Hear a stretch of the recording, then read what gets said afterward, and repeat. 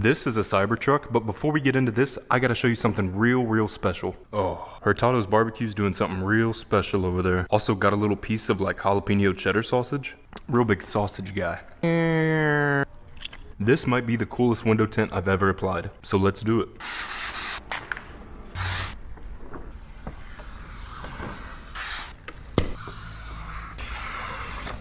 Spray it, scrub it, squeegee.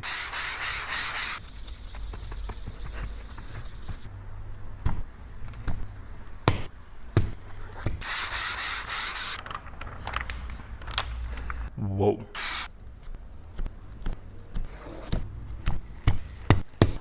Whoa.